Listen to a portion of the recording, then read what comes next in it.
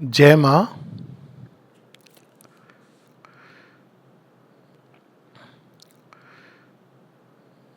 अक्सर हमने देखा होगा आजकल एक बात सर्कुलेट हो रही है कि हिंदू इतना डिवाइडेड क्यों है। तो उसका उत्तर ये है कि वैसे कई लेवल्स के उत्तर हैं और ये आज की बात नहीं है, बहुत पहले की बात है ये शुरू से। उसका कारण ये है कि भारतवर्ष में हम दो विरोधात्मक टेंडेंसी देखते हैं। एक और हिंदू के अंदर पूरे विश्व को अपने अंदर समेट लेने की और एक हो जाने की संभावना है। केवल संभावना नहीं है, प्रकट हुई है। और चूंकि ये संभावना अंदर में इतनी विशाल, इतनी अपार है, इसीलिए उसकी शैडो, जहां आप देखेंगे खंड खंड, प्रांत प्रांत, कास्ट, क्रीड, किन किन चीजों पर वो बटा हुआ है। और ये बहुत इंटरेस्टिंग है। अगर हम इसको ध्यान से देखें तो माता जी इसको शैडो की बात करती हैं कि हर व्यक्ति जिसके अंदर उच्चतम संभावना होती है उसके अंदर उसकी निम्नतम कठिनाई, जो नीचे से नीचे बिल्कुल उठती हुई वो कठिनाई। इसीलिए भारतवर्ष में हम देखते हैं कि राम भी हुए, रावण भी हुए, कृष्ण भी आए, साथ में कंस इत्यादि भी आए, श्री अरविंद आए। इस बार भारत में तो खैर एक अलग चीज़ चल रही थी, पर उस समय हिटलर वगैरह, हिटलर के अंदर एक बड़ी इंटरेस्टिंग है, वो पैदा भारत में नहीं हुआ था, लेकिन उसके अंदर भारत के स्वास्तिक, सुपरमैन, इन सब चीज़ों का कंसेप्ट था। वो चाहता यही था कि भारत का ऑकल्ट ज्ञान अगर मुझे मिल जाए तो मैं अपराजित बन जाऊंगा। तो ये भारतवर्ष के अंदर ये दोनों चीज़ें साथ साथ चली हैं क्योंकि उच्चतम संभावना है। तो इसका फिर क्या लेना देना है हमारे नई सृष्टि से जिसकी हम बात कर रहे हैं। क्योंकि जब हम नई सृष्टि की ओर बढ़ते हैं तो पहली चीज़ हमको स्मरण रखनी है कि नई सृष्टि किसी बाहरी उपाय, प्रोग्राम, इससे नहीं बनाई जाती है कि हमने एक मैप बना लिया। कई लोग होते हैं कि चलो एक स्कूल खोल दो माता जी के नाम पर, एक सेंटर शुरू कर दो। ये सब ठीक है, आप कर सकते हैं इसको, ये नहीं कि कोई चीज़ मना है, लेकिन ये आपको कठिनाई तब तक आएगी जब तक आपने अपने अंदर किसी चीज़ को नहीं चेंज किया है। और ये बड़ा इंटरेस्टिंग रेवलेशन है आश्रम के विषय में। जब आश्रम पर अटैक हुआ था 1965 में, तो एक और तो माता जी ने ये बड़ा स्पष्ट रूप से कहा कि आश्रम को कोई भी कुछ नहीं कर सकता क्योंकि ये सुप्रीम लॉर्ड की विल से आया है, और जब तक भगवान नहीं चाहेंगे, सुप्रीम नहीं चाहेंगे, तब तक इसको कोई चीज़ इसको डिसॉल्व नहीं कर सकती। लेकिन साथ ही माँ ने एक बड़ा इंटरेस्टिंग मैसेज दिया था। माँ एक जगह कहती है कि हम लोग एक ऐसे उच्चतम आइडियल की ओर अपेक्षा करते हैं, उसकी ओर अभिप्सा करते हैं जिसको साधारण व्यक्ति सहजता से समझ नहीं पाता। और फिर वो कहती है कि हमारी कई डेफिशिएंसीज हैं। फिर वो बताती हैं कि ये डेफिशिएंसीज कैसे ठीक होंगी। अक्सर लोग कहते हैं आश्रम में ये समस्या है, वो समस्या है, या श्री अरविंद से जुड़े हुए ग्रुप हैं, सेंटर्स हैं, उसमें ये समस्या है, वो समस्या है। तो माँ कहती है कि एक और तो it is because of the possibilities that the ashram belongs to the new world, and because of its difficulties it is still connected with the old world. फिर माँ सॉल्यूशन देती हैं, it is only by a conversion of all its members. माँ ये नहीं कहती कि मैं एक जादू की छड़ी घुमा दूंगी और देखना सब ठीक हो जाएगा। वो सोल्यूशन देती हैं, conversion of all its members to the light. यानी अब करना क्या होता है कि अब जब कोई कठिनाई आती है हमारे सामने जीवन में, हम दूसरों को ब्लेम करते हैं, दूसरों को देखते रहते हैं, बाहर की समस्या बता देते हैं, लेकिन वास्तव में हमको अपने ही अंदर देखना है, ब्लेम करके नहीं। ब्लेम और गिल्ट ट्रिप, इसका योग से कोई दूर दूर तक लेना देना नहीं है, लेकिन ये देख के कि कौन सी चीज़ें हमारे अंदर जो अभी सही नहीं है, और अगर हम उसको सही कर पाएंगे तो हम देखेंगे कि बाहर की चीज़ ठीक होती जाएगी। यानी ये नवीन सृष्टि अंदर से बाहर की ओर हो जाती है। घर नहीं पहले बनाया जाता है, ये बिल्कुल रिवर्स प्रोसेस है, जिसको लोग कहते हैं नहीं पहले मंदिर बना दो, फिर मूर्ति आएगी, फिर प्राण प्रतिष्ठा होगी।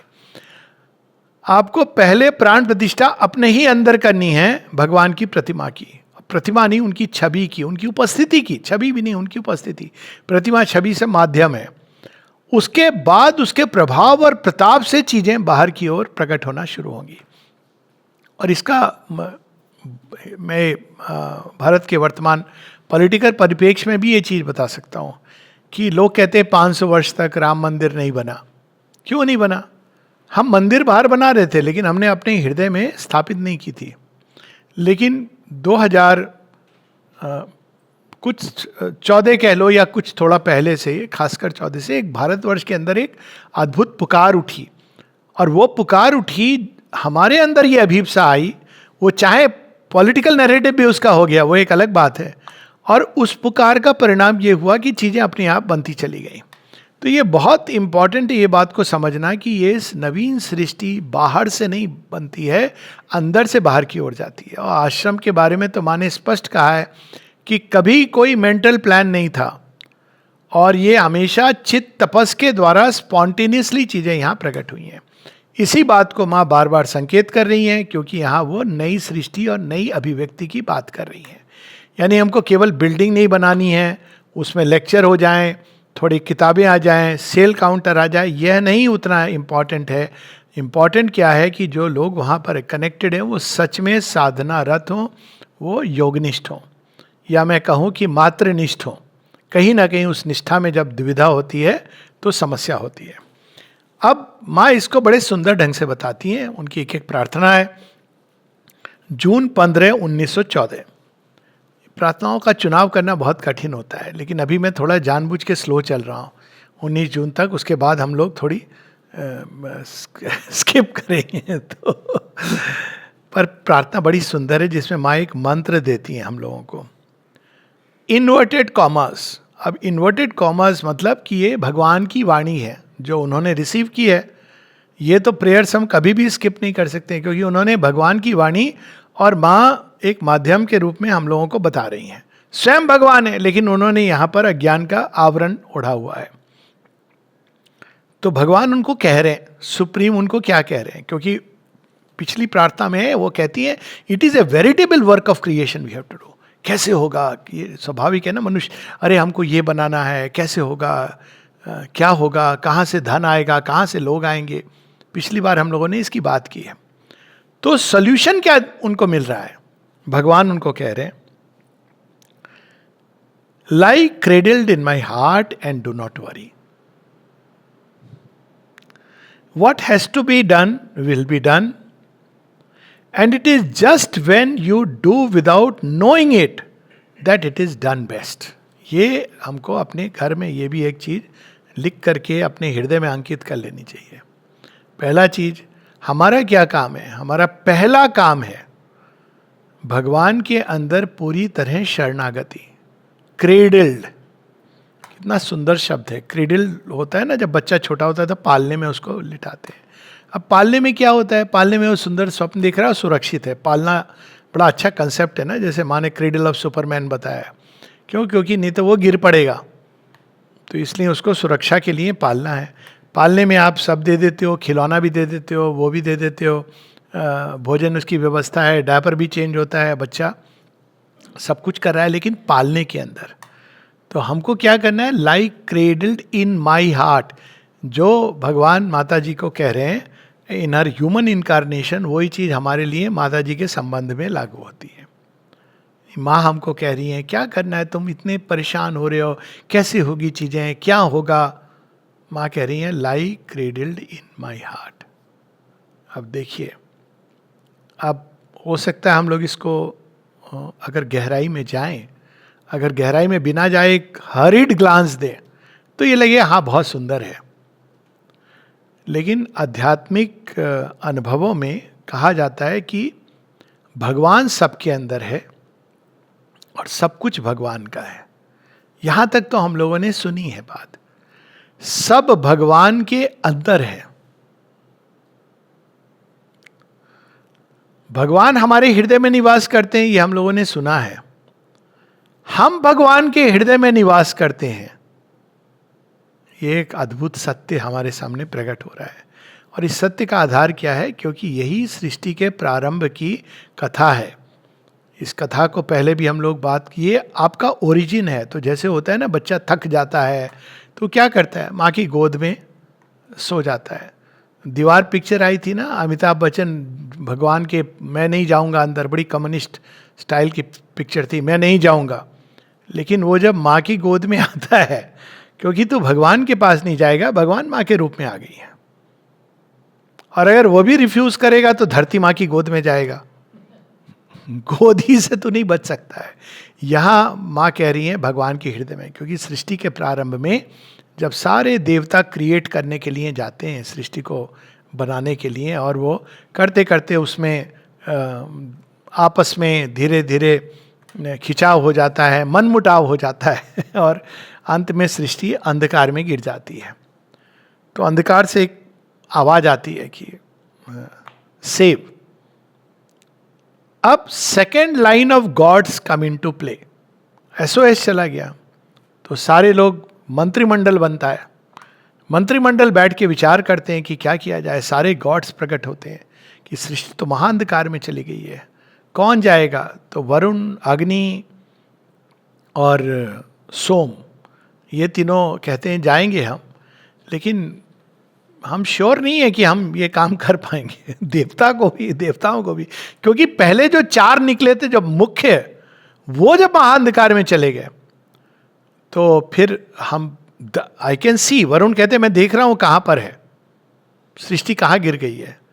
अग्नि कहते हैं मैं उसको जगाने का काम कर सकता हूं, और सोम कहते हैं कि मैं आनंद का स्पर्श देके धीरे धीरे धीरे बाहर आएगी, लेकिन आई एम नॉट श्योर। तो डिवाइन मदर कहती हैं कि ठीक है, मैं तुम्हारे साथ चलूंगी। कैसे चलूंगी? मेरे हृदय के अंदर जो प्योरेस्ट लव है उसकी एक बूंद वो तुम्हारे साथ जाएगी। बोलते हैं हाँ ठीक है, तब ठीक है। तो डिवाइन मदर के हृदय से जो निकलती है चिंगारी या अग्नि, शिखा, जो भी आप कहें, वही बाद में चैत्य सत्ता बनती है और वो साथ में आती, इसीलिए वह देव सेनापति है। देवताओं का सेनापति कौन है? It's very interesting. कार्तिकेय, जिनको विश्वनार भी कहा गया, यानी he is the fire that leads the world, इसीलिए वो सारी पृथ्वी का सबसे पहले चक्कर लगाते हैं, क्योंकि he is capable, he is the leader of the March of the journey. ये पुराणों में अग्नि को ही कार्तिकेय का रूप दिया गया है। ये रमन महर्षि के बारे में कहा जाता है ना, अग्नि कार्तिकेय का अवतार थे। तो ये जो कार्तिकेय हैं, जो अग्नि है हमारे अंदर, उसके अंदर भगवान का एक अंश जो है, जो भगवान के ही अंदर निवास करता है, लेकिन वो उनसे हमेशा जुड़ा रहता है। हमारी साइकिक बीइंग एक सटल अम्बाइलिकल कॉर्ड से हमेशा जुड़ी हुई है। तो जब जीवन में कठिनाई आती है, कंफ्यूजन आता है, प्रॉब्लम आती है, तो क्यों हम लोग गिव अप कर देते हैं? क्यों हम लोग अपनी उलझनों में पड़ जाते हैं? क्यों हम लोग ऐसा हो या वैसा हो, ये हो वो ना हो, इसमें हम चक्रवात में फंस जाते हैं। माँ क्या कहती हैं? Like cradle in my heart. क्यों? क्योंकि वही हमारा स्थान है। और जब हम स्वयं को माता जी के हृदय में कुछ देर चले जाएं तो पूरा रिजुविनेट होके आते हैं। तो ये एक मेडिटेशन भी है। हम लोग कुछ देर ही, केवल कुछ क्षणों के लिए, कि हम केवल माँ के हृदय में हैं, केवल माँ के हृदय के अंदर। हमारे अंदर माँ है, ये तो एक ट्रूथ है। हम माँ के हृदय में हैं, वही हमारा असली घर है, मूल तत्व है। We are lying cradled in the mother's heart. अब फिर वहां पे हमको क्या भाव रखना है? Do not worry. कौन मूर्ख होगा जो भगवान की संगति में आके चिंता करे? चिंता कर रहा है, डाउट कर रहा है, मतलब वो भगवान में उसकी या तो श्रद्धा की कमी है या जुड़ा नहीं है। चिंता को श्री कृष्ण श्रीमद् भगवद गीता में एक आसुरिक वेल्थ बताते हैं। वो बताते हैं नाना प्रकार के चिंता के पाशों से बंधे हुए।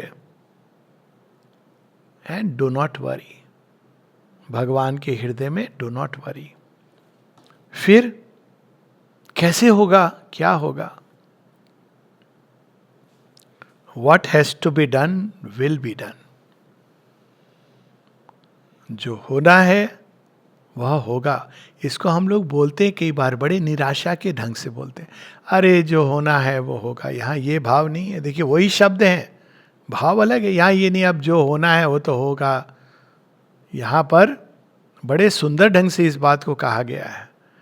यहाँ पर उस सेंस में कहा गया है कि जो भगवान ने निर्णय लिया है वह निश्चित रूप से संसार में होगा। यदि नवीन सृष्टि आनी है तो आएगी, वो किसी पर डिपेंड नहीं करती है। What has to be done will be done. And it is just when you do without knowing it that it is done best. Do without knowing it. हम यह कर रहे हैं, हम माता जी का काम कर रहे हैं। अच्छा आप माता जी का काम कर रहे हैं? माता जी अपना काम कर रही हैं, और क्या पता उनसे कर रही हैं जिनको पता भी नहीं है कि वो माता जी का काम कर रहे हैं। ये भ्रांति जो होती है मनुष्य के अंदर, ये भी भाव कि मैं मां का काम कर रहा हूं, यह भी भाव कि ऐसे करूंगा वैसे करूंगा, ये सारी चीजें अज्ञान है। भगवान अपना काम कर रहे हैं, और यदि वो हमारे थ्रू कर रहे हैं तो ये उनकी महिमा है और उनकी कृपा है, उनका प्रसाद है। हमें क्या करना है? उनकी शरणागति में रहना है, फिर वो काम होगा। कैसे होगा ये हम उन पर छोड़ दें। जहां प्लानिंग है इलेबरेट, अक्सर लोग पूछते हैं कई बार ये भी, हमने इतनी किताबें लिखी हैं, बड़ी अच्छी अच्छी किताबें लिखी हैं, इसको छपवाना है, कहाँ से हम छपवाएं, कैसे छपवाएं, हम कैसे ये प्रसारित करें। We don't have to worry about that. हमारा ध्यान तो केवल ये होना चाहिए कि हम माँ के अंदर हैं कि नहीं हैं। तो यदि वो भाव रहे तो बाकी चीजें जो होनी है, वो कोई जरूरी नहीं कि what your wishes will be fulfilled, फिर वो क्राइटेरिया नहीं है। It will be the way the divine wants it to be. ये हमको याद रखना है।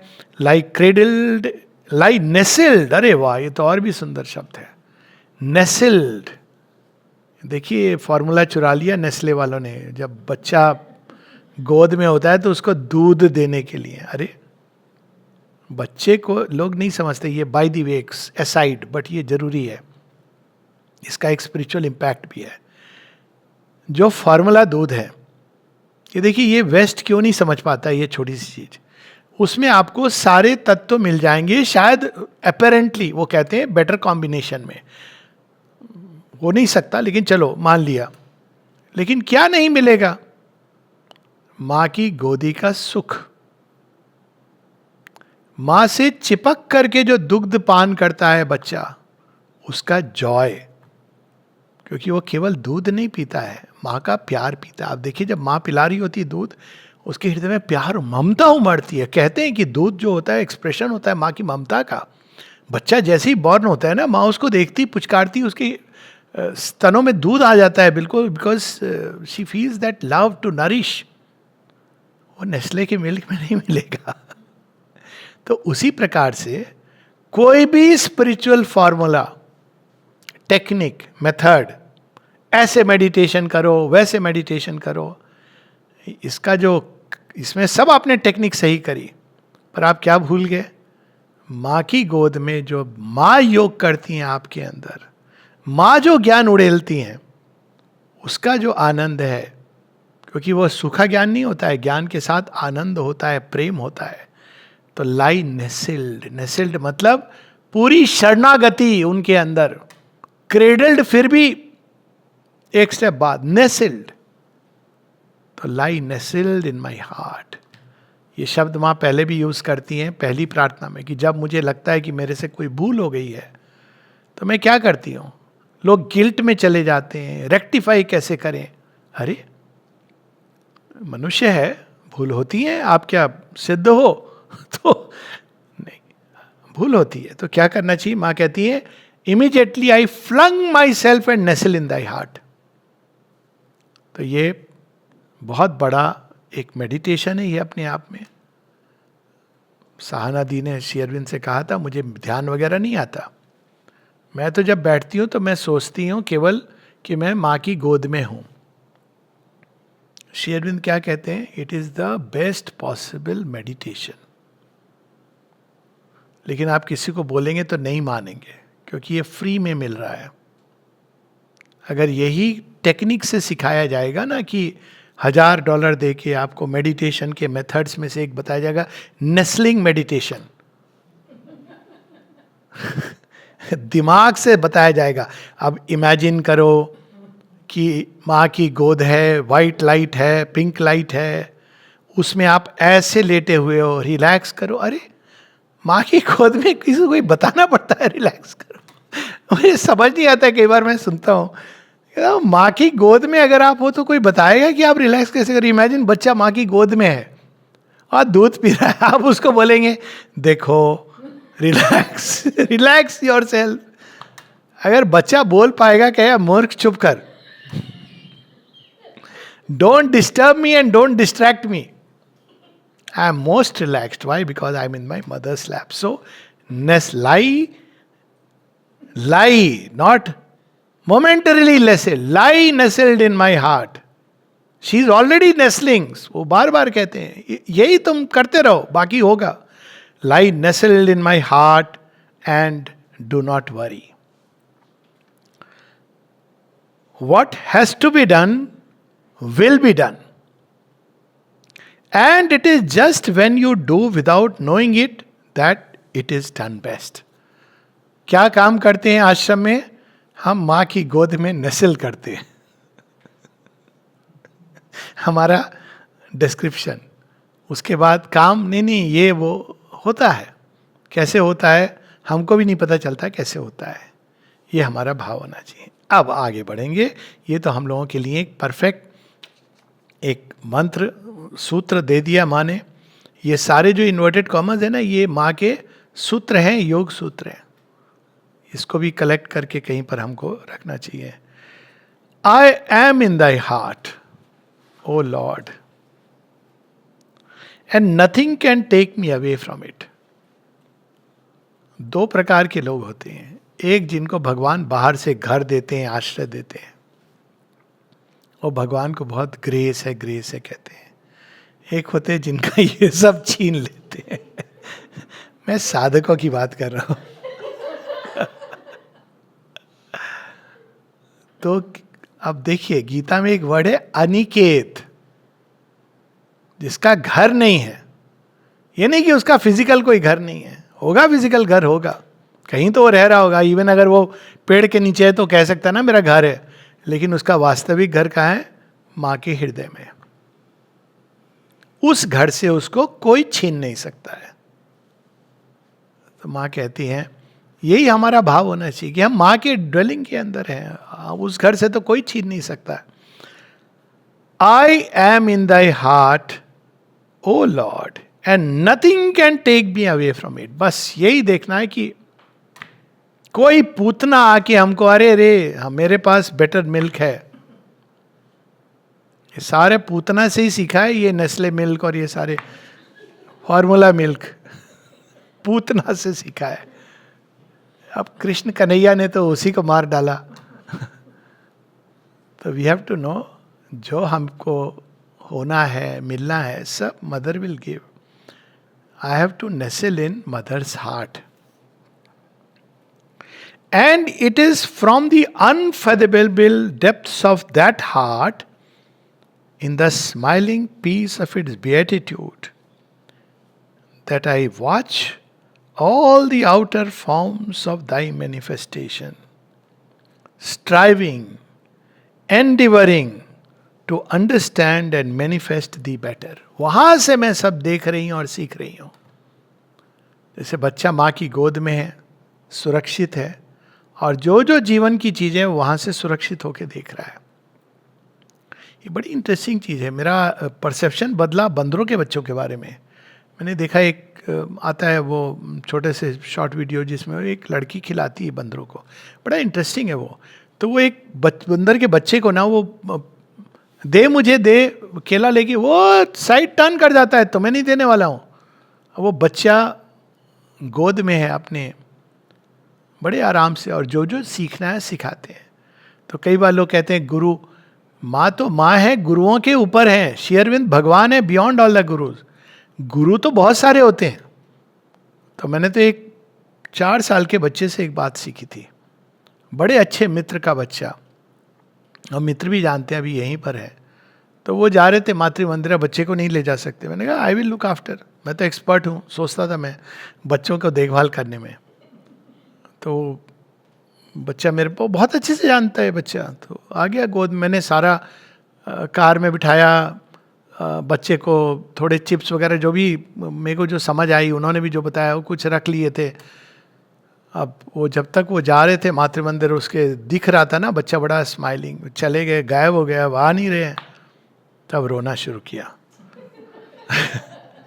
मैंने उसको कितने चक्कर लगाए, कितनी बातें की, चिप्स से कुछ खरीद दिया, कोक ले ले, वो सब जो मैं कभी ना करूं बच्चे के लिए, चॉकलेट ले ले, कोक। वो बच्चे ने जो रोया, सच में मेरे जीवन का सबसे हृदय विदारक। एक बार और मैं ये भूल कर चुका हूँ, सेम मातृ मंदिर और एक बच्चे को लेके सेम चीज कर चुका हूँ। मुझे ये वो बच्चा रो रो के 2 घंटे उनको आने में, क्योंकि वो प्रोसेस थी उस समय तो और भी ज्यादा थी, अभी तो फिर भी वो टोकन सिस्टम है।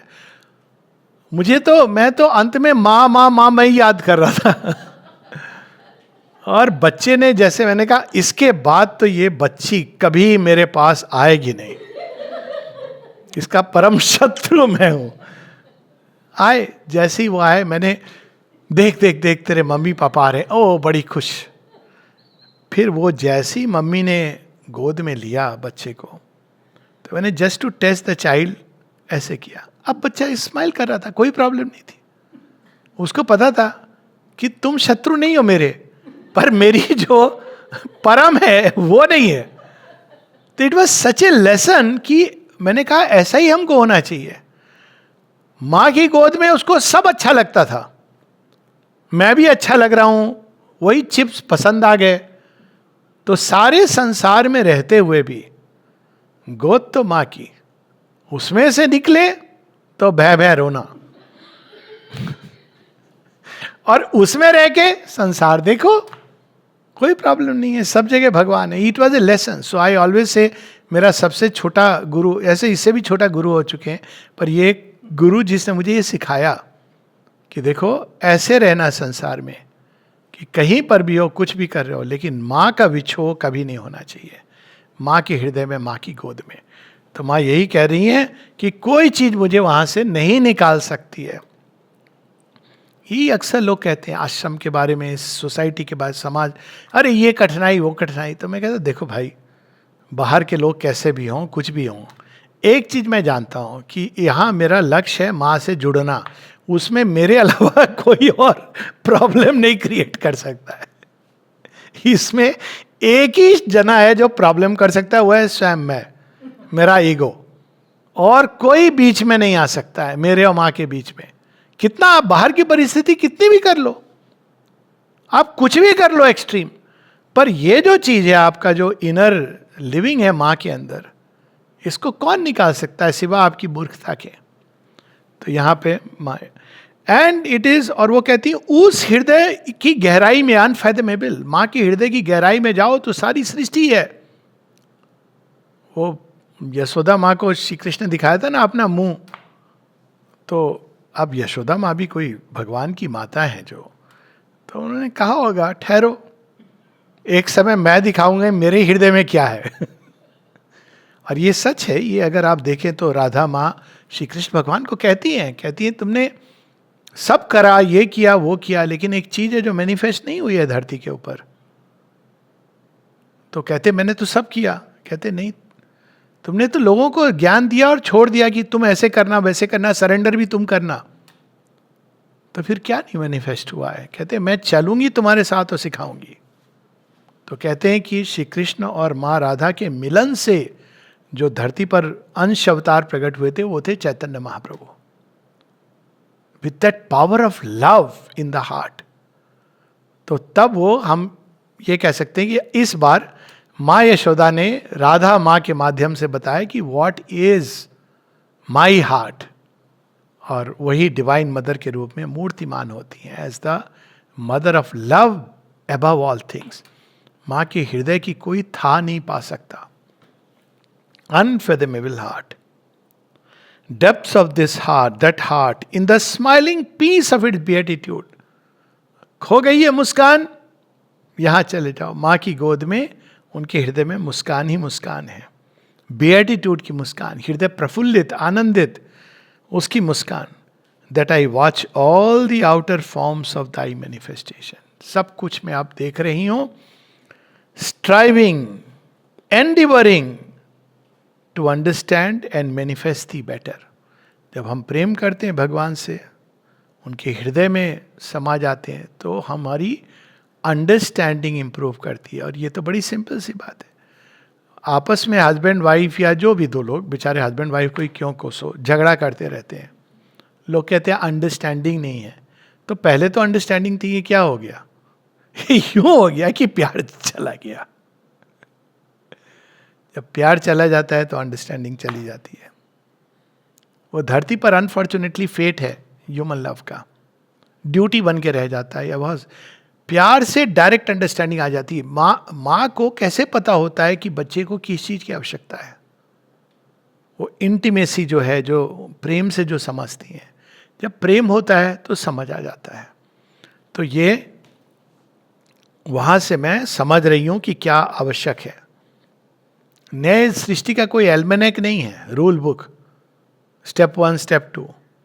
There is only one step, like cradled in the mother's heart.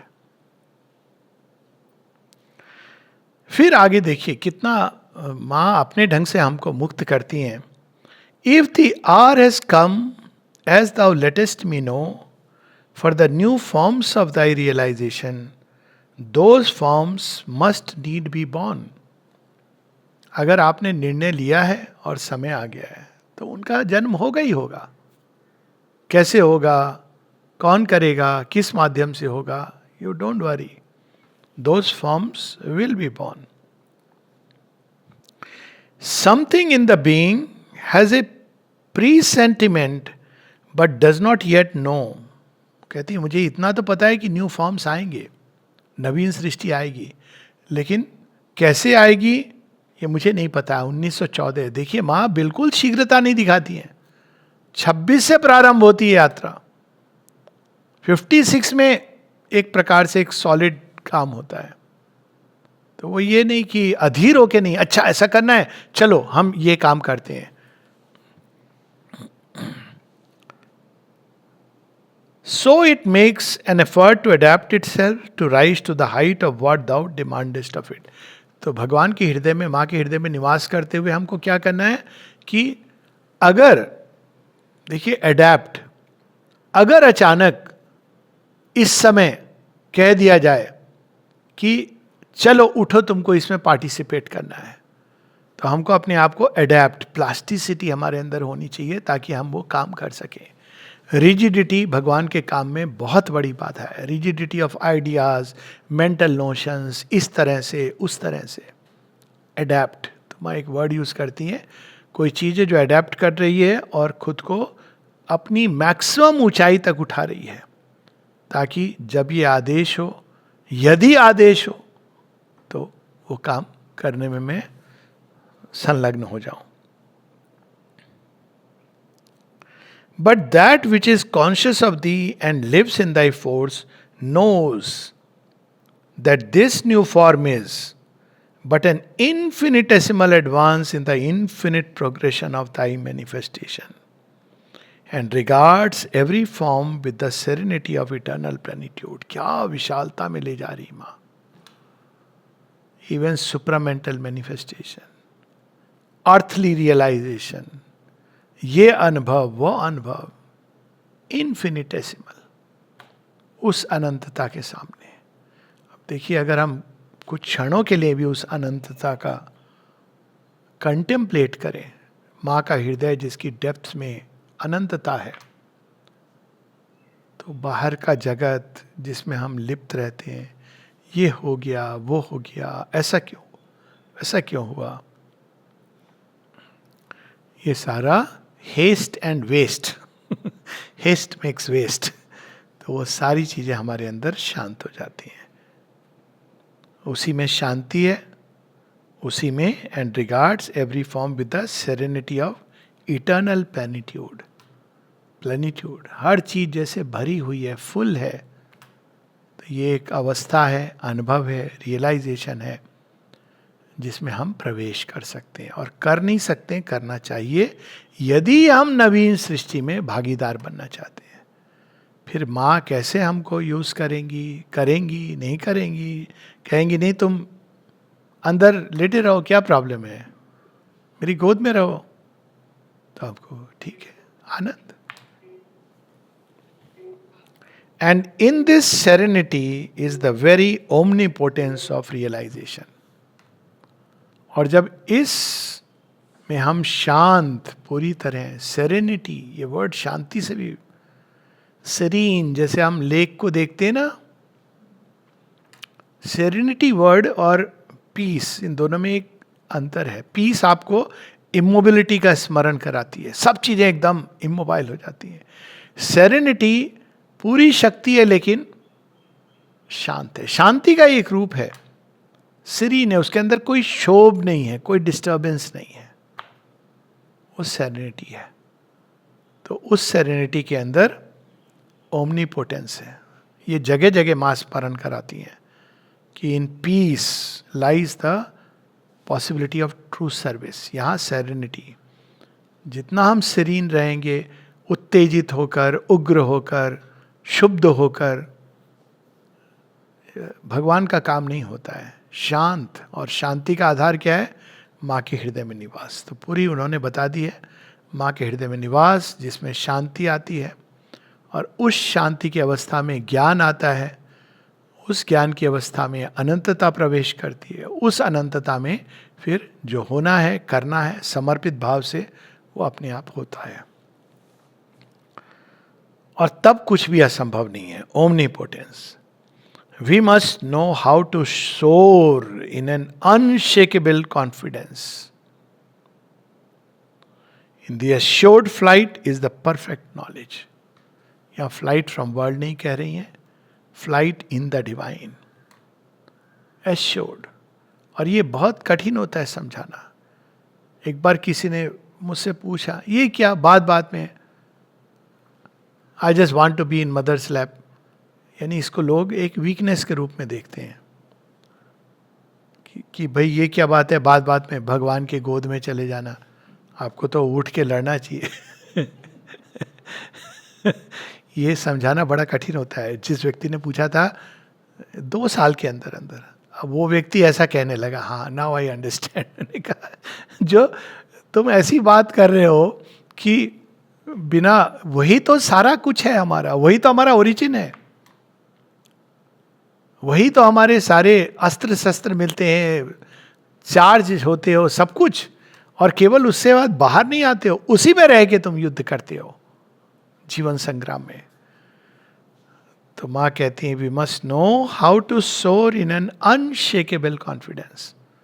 सच है, unshakable confidence in the grace कहाँ पे आता है? जब आप भगवान के हृदय से, तो आपको कोई नहीं ले सकता, मृत्यु भी नहीं। मृत्यु आपके शरीर को टच कर सकती है, but it cannot touch you, जो सदैव उनके अंदर निवास करते हैं।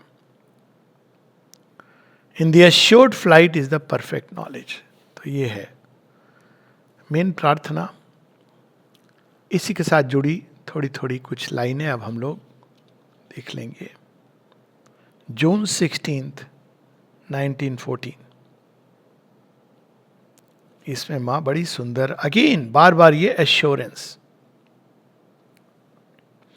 कौन है जो आएंगे, जुड़ेंगे? अगेन आर्टिफिशियल तरीका, इसको मैं कन्वर्ट करूं, उसको मैं मेंबर बना दूं, ये मेरा, ये नहीं करना है, ये डेंजरस है। श्री अरविंद माता जी ने इसके लिए मना किया है। तो फिर कौन आएगा? जिनको वो बुलाएंगी, और वो फिर ऐसे आएगा कि आप रोक नहीं सकते, सारा संसार उसको रोक नहीं सकता। तो यहाँ उसका भाव है। माँ क्या कह रही हैं?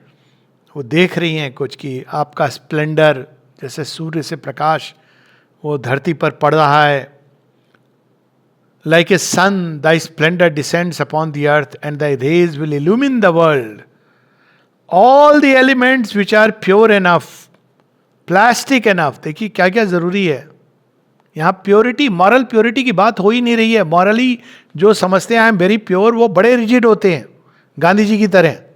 मॉरली भी प्योर नहीं होते, बड़े रिजिड होते हैं.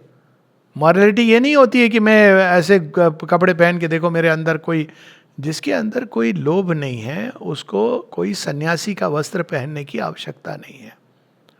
जो सन्यासी का वस्त्र पहन रहा है वो दिखाना चाह रहा है कि देखो मैं कितना बड़ा सन्यासी हूँ. जो सन्यासी है वो सर्व संकल्प सन्यासी है. गीता में ये डेफिनेशन है.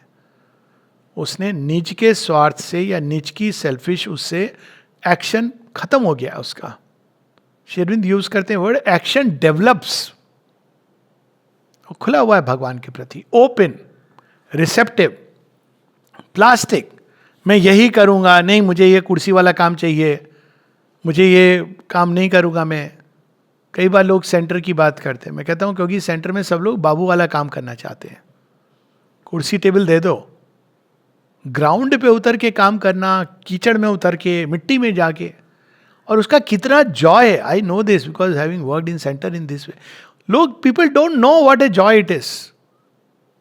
पर सब चाहते कि भाई मैं उधर बैठ के कागज कलम लेकर के साइन करूं, बिल्स जो आ रहे हैं, चेक जो आ रहा है, चेयरमैन मेरा नाम हो. That's not how divine work is done. तो यहां पर मां कह रही है प्लास्टिक एनफ. भगवान वहां बिठाएं तो ठीक है, पर आपको हर प्रकार का काम करने के लिए प्रस्तुत होना चाहिए. Receptive enough to manifest the very splendour of the eternal fire, group themselves. अब ये लोग आ रहे हैं. माँ तब देख रही है 1914 में कहाँ कहाँ ग्रुप हो रहे हैं. शायद कहीं फैमिलीज में जन्म ले रहे हैं. कई सारे लोग जो आए, 1903 में उनका जन्म हुआ था. अब माँ ने तो ये सब देख लिया था कि अच्छा ये आ गई है, ये सोल्स, ये उस परिवार में कहीं कहीं से ग्रुप्स आए थे ऐसे. This is not at all arbitrary. देखने से लगता है, क्योंकि बाहर से हम समझ नहीं पाते. हम चाहते हैं कि बड़े वो सन्यासी वो लेकर के आए, और अभी भी हमारे अंदर अरे वो इतना बड़ा रियलाइज सोल था, वो माता जी के पास है. It's not to the person's credit, it's the mother's grace.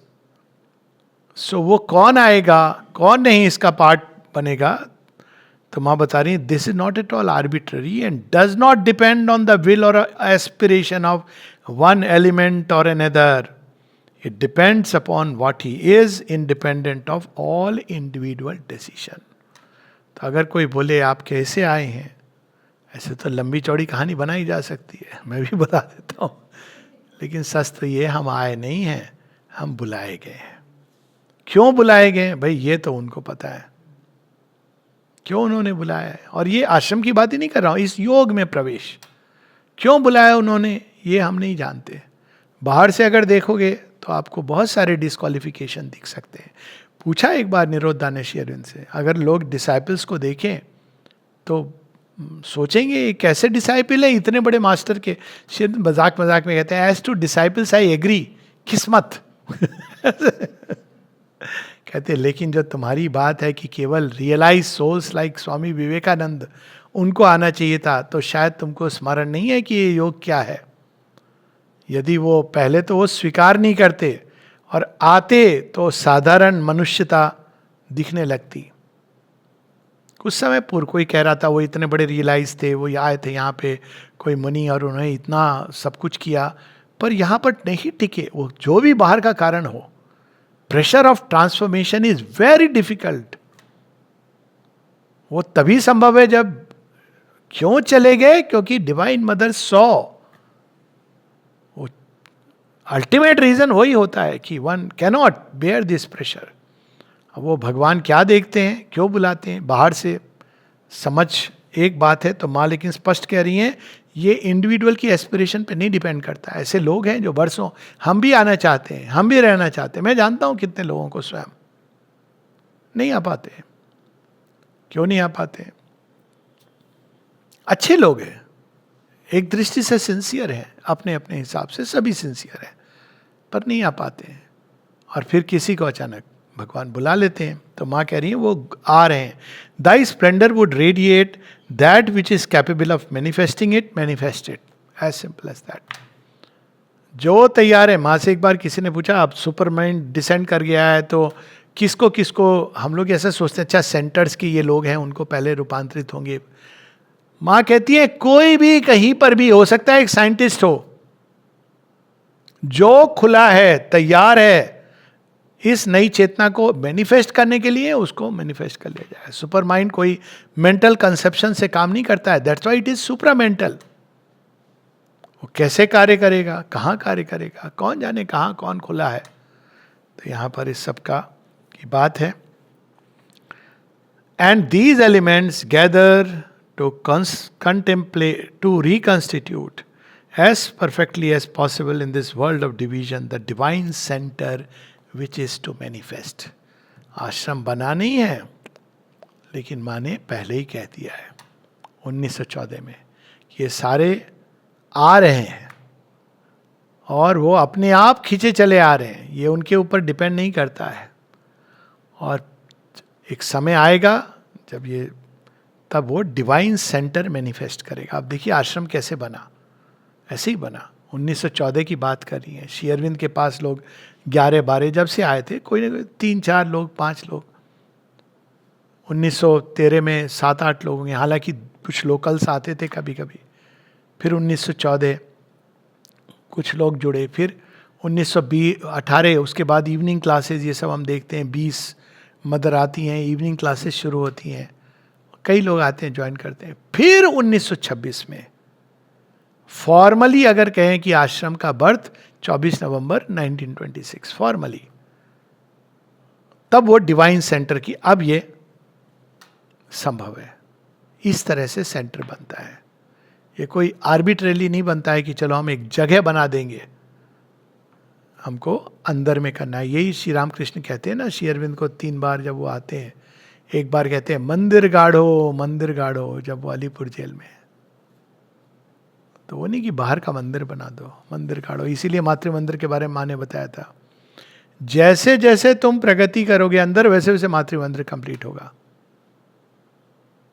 और उन्होंने कहा जितनी जल्दी कंप्लीट हो उतना अच्छा है. और देखिए कुछ ना कुछ होता रहा. I think 40 years it has taken. यही चीज हर जगह लागू होती है. और फिर बस 2-4 और हम पढ़ लेंगे.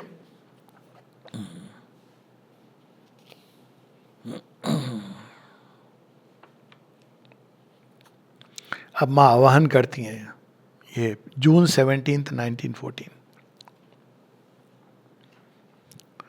और बार बार माँ ये कहती हैं कि इस जगत को रूपांतरित करने के लिए नई शक्तियाँ चाहिए, और नया फ्यूज़ा, मतलब एकदम जो राज्य शक्ति वो चाहिए, अल्टीमेट पावर चाहिए.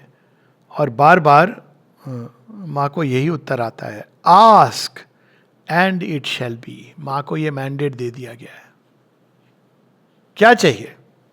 ये तो तुम्हारा मिशन है. जो तुम्हें चाहिए वो तुम्हारे पास आएगा.